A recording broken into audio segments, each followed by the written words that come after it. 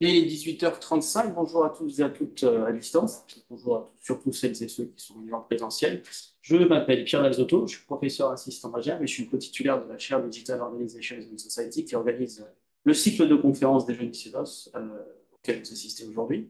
Donc, le thème de la conférence aujourd'hui, c'est tout simplement l'IA, mais je vais laisser tout simplement notre élève Larsen, qui est en parcours dans les écoles, vous annoncer cette conférence et vous présenter l'intervenant. Merci. Bonjour à tous, je m'appelle Arsène Assé. Je fais partie de l'association J'aime en débat qui a pour objet social d'organiser des conférences, des tables rondes et des concours d'éloquence. Et dans cette lignée, on organise en compagnie de la chaire CEDOS des conférences les jeudis. On appelle les jeudis CEDOS. Aujourd'hui, on a une conférence avec Amaury Marshall à propos des IA génératives et de leur impact économique. La conférence, d'abord, on aura la présentation d'Amaury Marshall. Et seulement à la fin, vous pourrez poser des questions pour pouvoir éclairer vos pensées. C'est à vous. Bonjour à tous, merci d'être venus à cette conférence qui portera sur l'IA générative, ses impacts, ses enjeux, donc pas forcément que économiques, mais aussi sociaux et éthiques.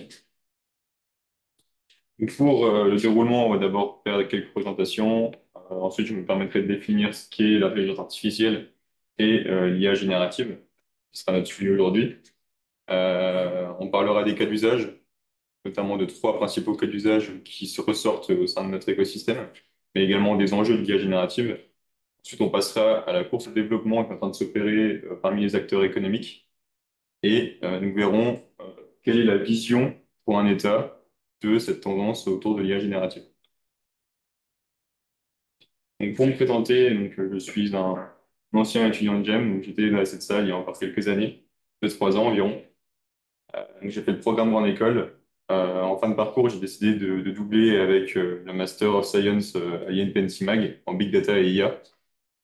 Et après, il fallait bien aller travailler. Donc, j'ai décidé de bosser pour HPE, Hewlett Packard Enterprise, qui est une entreprise américaine qui se positionne sur l'infrastructure informatique. Donc, j'ai mené quelques missions stratégiques pour le groupe, notamment en marketing, en finance, en business et aussi en communication, autour de la gamme de produits HPC, IA et Big Data. Et après 2 ans, j'avais envie de changer un peu d'univers, quitter l'univers business. Et donc, j'ai rejoint la direction générale des entreprises au ministère de l'économie. Et donc, je suis chargé de mission IA sur le volet économique. Donc, au sein de la DGE, on a trois principales missions. La première, c'est mettre en œuvre des politiques publiques qui permettent à notre écosystème de développer des solutions d'IA. Donc, aujourd'hui, on va parler de l'IA génératif, qui est un de nos grands axes, mais il y a aussi euh, l'IA embarqué, l'IA frugale et d'autres. Le deuxième, ça va être de nous assurer que notre écosystème adopte bien les technologies d'IA, notamment pour rester compétitif face à la concurrence internationale, et si possible, des solutions qui sont souveraines, donc françaises ou européennes. Et ensuite, donc ça, c'est pas forcément ma part, mais on est également très impliqué dans la réglementation. Et donc, mes collègues vont porter la position de la France pour la négociation du RIA, donc du règlement IA à l'échelle européenne. Donc, qu'est-ce que l'intelligence artificielle générative? Donc, premièrement, avant de parler de l'IA générative, on va peut-être parler de ce qu'est l'intelligence artificielle. La première personne à avoir abordé le thème, c'est Alan Turing en 1950. Donc, pour Alan Turing, un ordinateur peut être considéré comme doté d'une IA s'il est capable d'imiter les réactions humaines et ses conditions spécifiques. Donc là, dans la définition d'Alan Turing, on sent bien que l'IA doit se limiter à imiter ce que peut faire l'humain. En 2004, quand l'IA a commencé à prendre de l'ampleur au sein de la société, John McCarthy a donné une définition en réaction à plusieurs définitions qui avaient été données. Et donc McCarthy allait un peu plus loin que Turing parce que pour lui, la science et enfin, l'IA et la science et l'ingénierie qui consiste à créer des machines intelligentes, notamment des programmes d'ordinateurs intelligents. Et donc pour lui, elle s'apparente à l'utilisation d'ordinateurs pour comprendre l'intelligence humaine, pour rejoindre un peu la définition que Turing avait donnée dans les années 50. Mais l'IA ne doit pas se limiter aux méthodes biologiquement observables. C'est-à-dire que pour lui, l'IA devait aller au-delà de ce que l'humain pouvait créer et apporter. Qu'est-ce que l'IA générative? Donc, l'intelligence artificielle générative peut être définie comme une technologie d'IA qui permet de générer du contenu sur du contenu existant. Savoir que le contenu peut être multimodal, c'est-à-dire qu'il peut être à la fois du texte, des images, des vidéos, des sons, des musiques et autres. Donc l'IA générative aujourd'hui est notamment très réputée depuis 2 ans grâce à l'avènement de ChatGPT, qui a été développé par la société OpenAI. D'ailleurs, je serais curieux de savoir qui a utilisé ChatGPT dans la salle. Main levée. Plus de 50%, et step 10, 55, 60%. Apparemment, ici, c'est plus. Donc voilà, donc l'IA générative, elle apporte à la société une nouvelle manière de créer du contenu. Donc certes, elle peut générer du contenu plus rapidement, mais elle va aussi au-delà parce que elle nous permet de créer des choses qu'on n'était pas forcément capable de créer auparavant.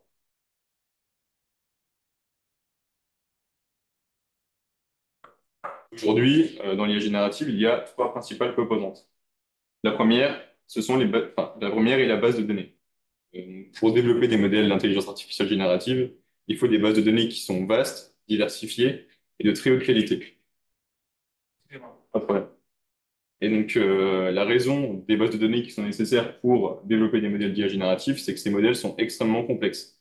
C'est-à-dire qu'ils doivent répondre à plusieurs contextes, plusieurs cas d'usage, plusieurs tâches. Et pour ça, bah, on doit leur apprendre dès leur entraînement à, on doit leur donner beaucoup de données pour qu'ils puissent derrière répondre aux tâches qu'on va leur demander. C'est notamment pour ça que ChatGPT est performant dans plusieurs contextes, plusieurs tâches, et aujourd'hui peut générer à la fois des images ou même des synthèses d'articles, enfin de sujets, pardon. Ensuite, il faut de la puissance de calcul.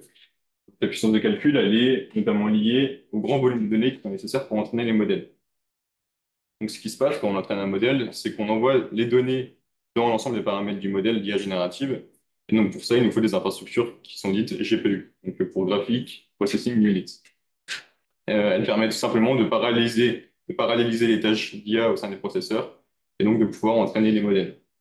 Il faut savoir aujourd'hui que les infrastructures de calcul sont extrêmement coûteuses pour les entreprises, ce qui fait qu'aujourd'hui, très peu d'acteurs peuvent se positionner sur le marché de l'IA générative. Et ensuite, il faut des talents. Petit clin d'œil à GEM. Donc, les talents, aujourd'hui, ils permettent, donc je l'ai dit, d'entraîner les modèles. Donc, c'est pour ça qu'il faut des talents en informatique, en mathématiques et aussi en sciences des infrastructures informatiques. Mais aussi maintenant, il va falloir des talents pour accompagner la transition de l'IA enfin, l'adoption de l'IA générative dans notre écosystème économique.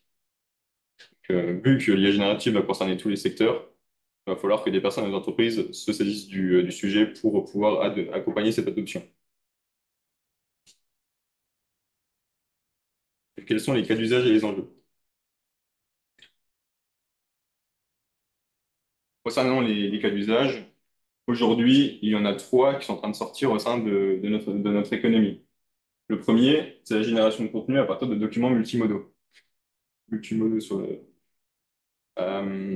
donc, ce cas d'usage renvoie à des solutions d'IA générative qui permettent, je l'ai dit tout à l'heure, d'analyser du contenu, puis derrière de générer du contenu, par exemple des synthèses, des analyses ou autres.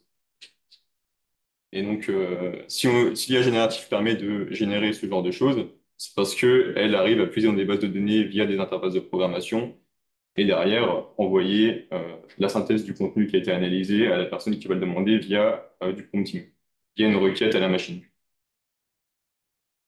Donc aujourd'hui, c'est très clairement le cas d'usage qui est le plus répandu dans notre économie.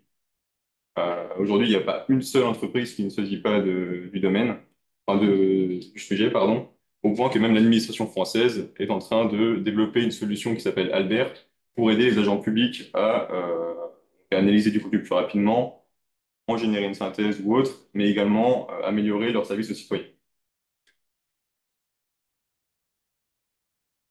Ensuite, il y a les agents conversationnels augmentés par l'IA générative. Donc, ce qu'il faut savoir avec ça, c'est que ça modifie complètement l'interfaçage homme-machine. Donc, on n'interagit plus avec la machine comme avant, parce qu'on peut lui demander des choses très, très complexes en langage naturel, c'est-à-dire en langage humain. Aujourd'hui, pour demander à ChatGPT de générer, je sais pas, une image graphique assez compliquée, j'ai juste à lui écrire ce que je veux et il peut me le générer. Ce qui modifie complètement ce qu'on pouvait faire avant avec la machine. Et donc pareil, l'écosystème économique est en train de se saisir du sujet, et notamment dans la grande distribution. Il faut savoir qu'aujourd'hui, Carrefour a intégré l'IA générative dans son site e-commerce pour aider son consommateur, donc son client, à créer des paniers. Et donc, c'est-à-dire qu'aujourd'hui, le client peut utiliser le chatbot de Carrefour pour proposer son panier avec des contraintes de recettes, de régime alimentaire, de lutte contre le gaspillage. Ça apporte quand même une nouvelle façon d'interagir avec la machine et notamment aux entreprises d'apporter de nouveaux services assez consommateurs. Et le dernier, qui est peut-être un peu moins développé en Europe et en France, mais qui commence à prendre de l'ampleur aux USA, c'est l'assistance à la programmation. Je pense que ici tout le monde utilise Excel enfin peut-être pas tout le monde, mais tout le monde a essayé de faire du VBA. Au moins les élèves gémiens ici qui font un peu de finance. Donc on sait qu'aujourd'hui ChatGPT est capable de générer du texte, enfin du code VBA en lui posant la question de en langage humain, crée-moi une analyse sur des indices boursiers et derrière il pourra générer du code qui permet cette analyse. Il faut savoir qu'aujourd'hui il y a certaines entreprises qui se saisissent du sujet. Par contre, ça pose quelques problèmes, notamment sur l'explicabilité du code informatique et sur sa fiabilité. Donc, dans l'explicabilité, c'est que si un développeur utilise l'IA générative pour écrire du code informatique, derrière, il ne sera pas forcément capable de savoir où se trouvent les erreurs ou les non-concordances dans son code. Derrière, ça peut générer des bugs ou même des soucis de développement de produit. Par contre, ce que ça apporte, c'est une hausse de productivité qui est certaine. Parce que si le développeur peut aujourd'hui demander à la machine de générer du code en langage naturel, ça lui permet de gagner des heures de travail sur son développement fondamental. Et donc aujourd'hui, il faut savoir qu'on a l'entreprise Poolside qui a choisi Paris comme siège social pour développer un modèle et une application de génération de code informatique sur la base de l'IA générative. Euh, Aujourd'hui, il y a deux principales manières de répondre à ces cas d'usage.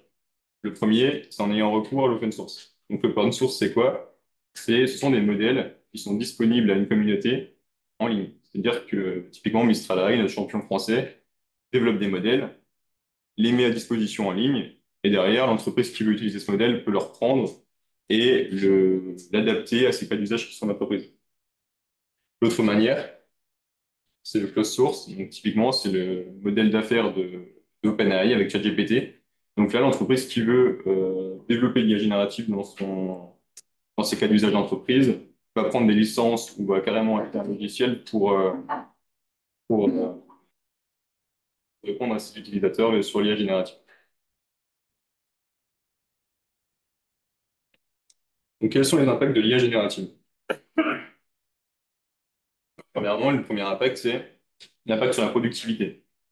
Aujourd'hui, l'ensemble des secteurs économiques sont concernés par l'IA générative et se saisissent du sujet. Euh, Aujourd'hui, trois secteurs ressortent notamment du lot. Le premier, c'est la consommation, notamment pour aider le client dans sa décision d'achat, mais aussi pour l'assistance au consommateur, comme on l'a vu avec le cas Carrefour. Les métiers du chiffre, donc notamment les métiers de la finance ou du consulting, mais également la santé, pour utiliser l'IA générative, par exemple, générer des données de synthèse qui serviront derrière au développement de produits pharmaceutiques. Pour ce qui est des métiers du chiffre, il y a une étude BCG qui montrait que entre un consultant qui utilise l'IA générative et un consultant qui ne l'utilise pas, il y avait une différence de 20% de rapidité de réalisation des tâches et 40% de précision en plus pour le consultant qui utilise l'IA générative. Donc on voit que ça utilise à la fois, enfin, ça permet à la fois des gains de temps, mais également des gains de précision. Ensuite, ce sont les impacts économiques. Selon des rapports produits par McKinsey et Goldman Sachs, l'IA générative devrait, d'ici 2030, générer un surplus du PIB de 3 à 7% par rapport à l'actuel. Donc, ce qui fait 2,5 000 milliards à 5 000 milliards de PIB supplémentaires en dollars. Aujourd'hui, à titre de comparaison, 5 000 milliards de dollars de PIB, ça représente toute l'industrie agroalimentaire. Donc, on voit que l'IA générative va vraiment générer un surplus de valeur économique au sein de nos marchés. Et ça, ce sont des chiffres de 2023. C'est pas impossible que d'ici 2024-2025, ces chiffres soient revus à la hausse, au vu où l'IA générative se développe dans notre économie. Et donc, cet impact économique, ça nous fait aussi poser des questions sur le fait de laisser ce potentiel de croissance à une minorité d'acteurs. Donc, on en parlera juste après.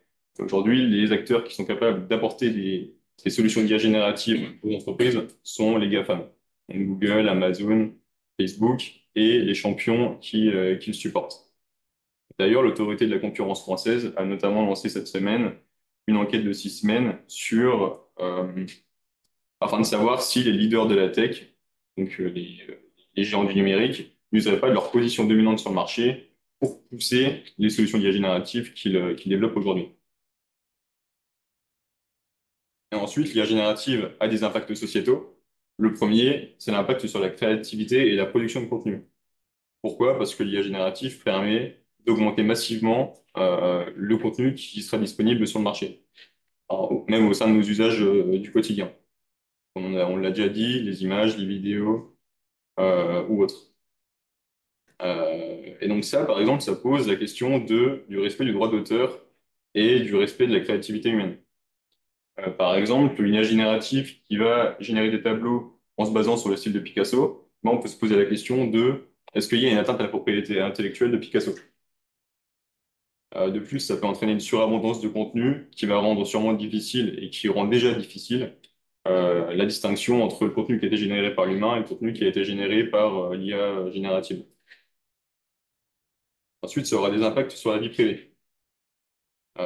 Pourquoi? Parce que l'IA générative permet de générer du contenu. Et quand c'est dans les mains de bonnes personnes, ça ne pose pas forcément de problème. Par contre, si ce sont des acteurs malveillants qui se saisissent du sujet, eh ben, ça peut mener à une prolifération des deepfakes.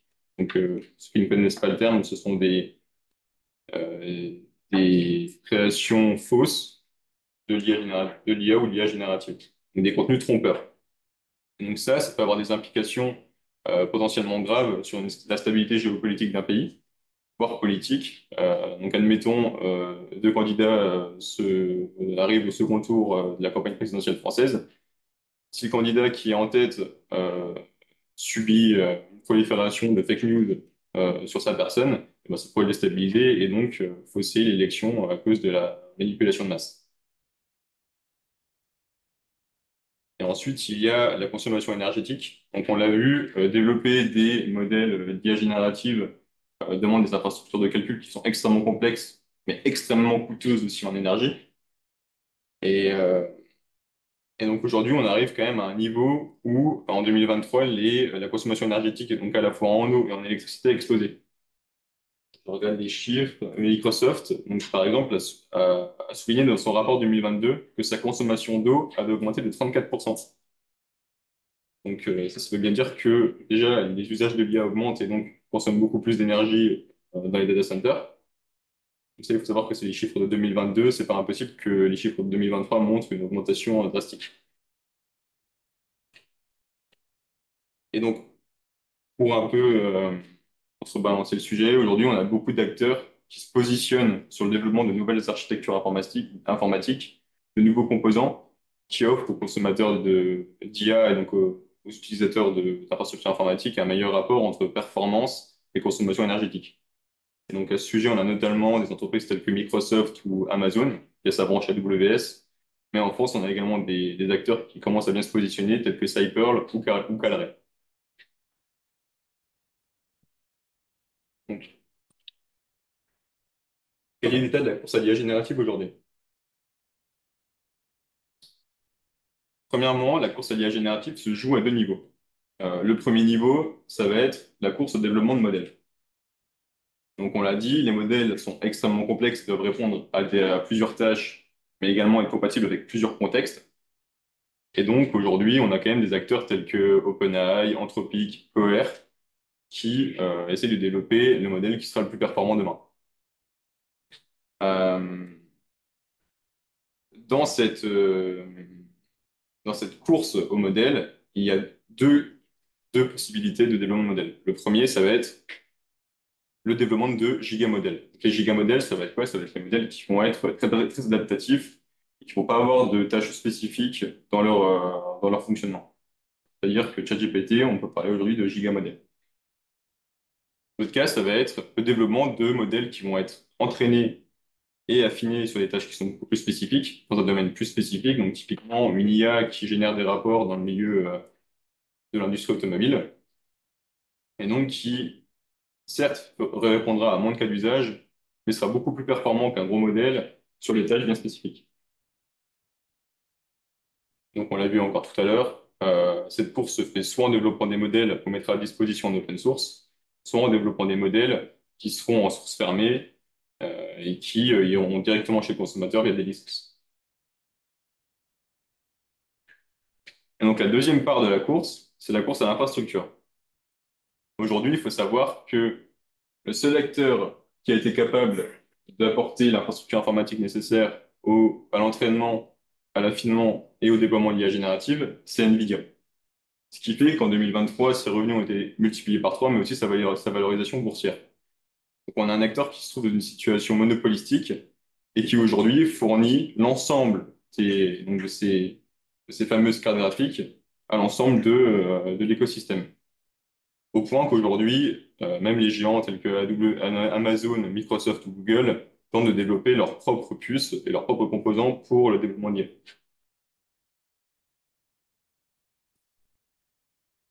Il y a trois manières d'investir dans l'IA générative. Donc le premier, on l'a vu, ça va être en levant des fonds, en essayant de développer le modèle qui sera le plus performant sur le marché. Le deuxième, et c'est notamment ce sur quoi les géants du numérique se sont basés, c'est en investissant dans ces champions.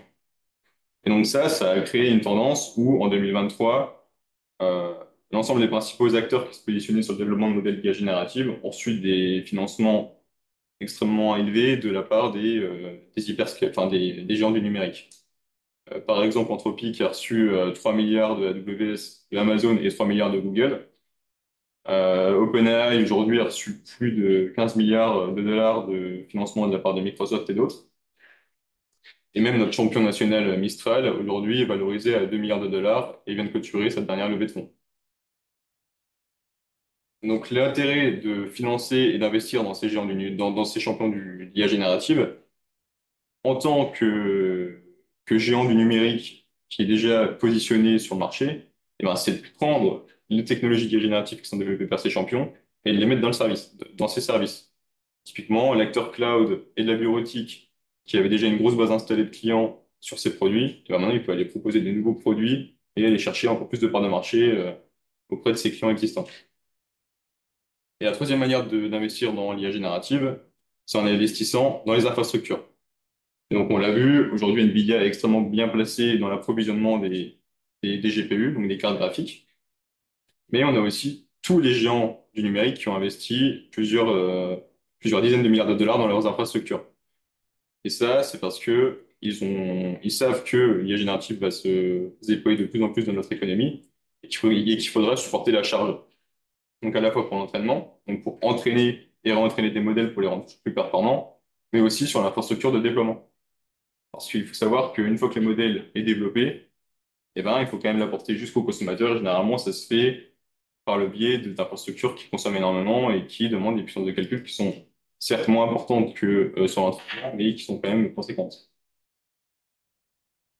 Donc, je ne sais pas si vous avez suivi les nouvelles, mais par exemple, le PDG de OpenAI, Sam Altman, a annoncé qu'il avait pour projet de lever 6 000 milliards de dollars pour fonder sa propre fabrique de microcomposants pour l'IA.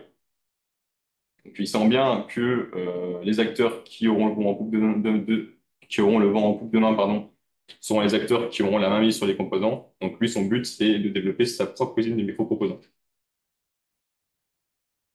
Donc on sent bien en fait que les gens du numérique ont lancé cette course à l'IA générative. Donc ça a commencé avec ChatGPT, enfin avec OpenAI et Microsoft, suivi par de près après par Google, Amazon et autres. Donc aujourd'hui, même les plus petits acteurs proposent des solutions d'IA générative à leurs clients. Quand on discute avec des investisseurs, je dis très clairement qu'il n'y a pas un seul projet de technologie qui ne parle pas d'IA générative. Et donc, pour ce qui est du cas Microsoft et OpenAI, là où Microsoft a été très très fort, c'est en investissant à la fois en OpenAI, donc l'acteur le mieux placé aujourd'hui sur l'IA générative, en mettant à jour ses infrastructures, donc pour supporter la charge, euh, mais également en intégrant les solutions d'OpenAI et ces solutions qu'il développe en interne dans ses produits. Bon, c'est notamment Microsoft Copilot ou ChatGPT for Enterprise. Et aujourd'hui, ça permet quoi? Microsoft, ça lui permet de, d'un côté, vendre des infrastructures cloud, vendre ses outils bureautiques, aujourd'hui d'apporter des nouveaux services à base d'IA générative à ses clients. Et vu que l'IA générative consomme énormément, bah, s'ils vendent des services d'IA générative, qu'est-ce qu'ils montent également? C'est part dans le cloud, ce qui est pour supporter la charge. Et donc, il faut savoir qu'en 2022, les parts du cloud public, donc le cloud qui est généralement détenu par Microsoft, Google et Amazon, commençait à plafonner à 70% des parts de marché. Bah, c'est pas impossible qu'avec l'IA générative, et on verra dans les chiffres de 2023, bah, que ces géants puissent casser le plafond de verre des 70% et aller chercher encore plus de parts de marché sur leurs produits qu'ils proposaient à la base, grâce à l'IA générative.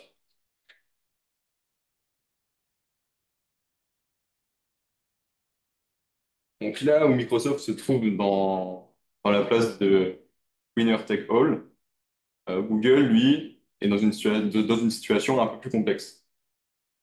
Il faut savoir qu'en réponse à ChatGPT qui arrive en octobre 2022, Google a déployé sa propre IA générative, donc Bard, en février 2023, qui a été un fiasco plutôt certain. Suite à ça et de nombreux bugs sur pardon, l'action de Google a dégringolé en bourse, ils ont perdu quasiment 15% de valorisation et ils ont aussi perdu plusieurs milliards de coûts de développement. Pourtant, Google essaye encore, tant bien que mal, de se positionner sur le marché de l'IA générative et dépense encore plusieurs milliards de dollars dans le développement de l'IA générative, notamment le nouveau qui arrive, Gemini. Et la raison, c'est que Google a pour business fondateur la recherche et la publicité. Ça représente quand même 70% de son business. Et lorsque Microsoft a intégré ChatGPT dans Bing, je pense que ça a commencé à se poser de grandes questions dans le comex de Google.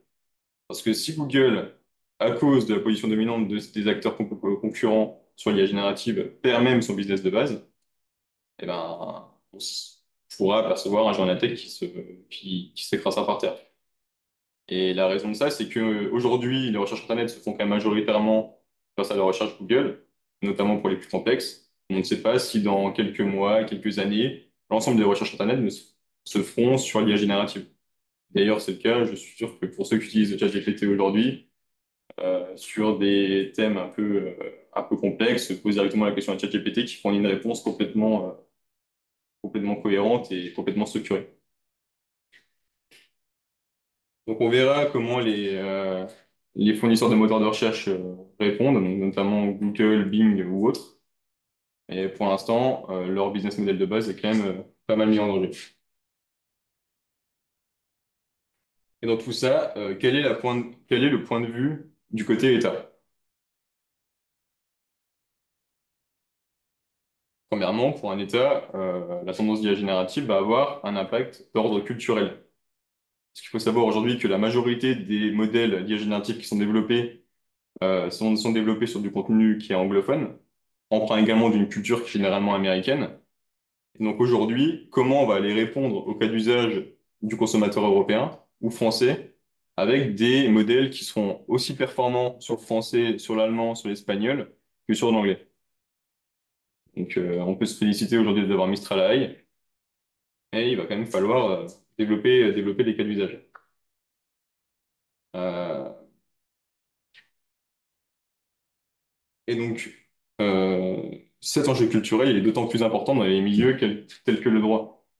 Parce qu'aujourd'hui, là où les avocats américains peuvent générer des contrats automatiquement grâce à l'IA générative, bah, qu'est-ce qu'il en est de l'avocat français, qui lui évolue pas dans du common law, mais dans du droit codifié français. Donc, si demain on veut répondre à l'ensemble de nos cas d'usage au sein de nos entreprises et au sein de nos administrations, ben, il faudra qu'on développe des IA génératives qui seront empreintes de nos spécificités culturelles et aussi économiques. Et donc, pour ça, l'Union européenne est notamment en train de lancer un Altédic qui aura pour but de faire émerger un centre de développement dans le domaine des technologies linguistiques, donc en apportant les bases de données qui seront dans les langues européennes. pour derrière faire émerger des modèles. Ensuite, le deuxième enjeu va être d'ordre souverain. Donc, on l'a vu, les principaux acteurs qui sont capables de supporter la charge du développement et du déploiement des modèles génératifs sont américains. Mais ça va notamment poser questions et poser problème pour les entreprises et les instances européennes qui, elles, ont des données qui sont souveraines et sensibles. Et donc pour ça, il est important à la fois de donner à notre écosystème de la puissance de calcul pour qu'il puisse développer les modèles dont on a parlé avant, qui seront empreints de nos valeurs culturelles, mais aussi de lui apporter l'infrastructure qui lui permettra de déployer ces modèles jusqu'à l'utilisateur final. Et donc l'État français, aujourd'hui, bénéficie de l'infrastructure Jean-Zé, qui, en 2023, a permis de développer plus d'une centaine de projets dans l'intelligence artificielle. Euh, et d'ailleurs, on a annoncé une extension du supercalculateur pour répondre à la charge de l'IA qui sera de plus en plus croissante dans notre économie. En parallèle, la Commission européenne a annoncé le 24 janvier des évolutions dans EuroHPC, qui est une organisation qui gère la puissance de calcul au sein de l'Union européenne, pour mettre à niveau les supercalculateurs, mais aussi faciliter l'accès aux startups et à nos entreprises dans le cadre de leur développement d'intelligence artificielle et d'IA générative. Et en parallèle, pareil, en France, on peut se féliciter d'avoir Scaleway et OVH Cloud, qui sont nos fournisseurs cloud nationaux, qui ont annoncé en 2023 et plus récemment en 2024 un ensemble de services et une mise à jour de leurs infrastructures pour supporter les charges de l'IA. Donc le dernier enjeu d'un point de vue État va être d'ordre sociétal. Parce que premièrement, il faudra bien qu'on limite les usages de l'IA. Et donc si on n'est même pas capable de maîtriser leur développement et leur mise sur le marché, ça va être compliqué de limiter leur utilisation. Et pour ça, on se dote aussi d'un enfin, on a aussi un outil réglementaire qui est le règlement IA qui arrivera en 2025, qui pourra notamment diminuer les risques sur l'utilisation de l'IA au sein de nos citoyens. Deuxième enjeu, ça va être de nous aussi pouvoir bénéficier de l'émergence de l'IA générative, notamment pour développer les talents sur le territoire et leur permettre de rester en France ou dans l'Union européenne, dans un contexte où la majorité de nos talents partaient travailler dans les entreprises américaines à San Francisco. Et donc aujourd'hui, on voit qu'il y a aussi une tendance où ce sont plutôt les talents internationaux qui reviennent en France. D'ailleurs, Google a annoncé un nouveau campus à Paris pour justement venir au plus près des talents français qui ont une très très grande valeur sur le marché technologique. Et donc pour ça, au sein de la stratégie nationale, depuis 2018, ont été financés des instituts de recherche, mais également des centres de formation qui auront vocation à former nos étudiants en métiers de demain. Et petit clin d'œil à GEM, aujourd'hui, c'est une école qui est quand même très ancrée dans le domaine technologique, qui propose beaucoup de masters.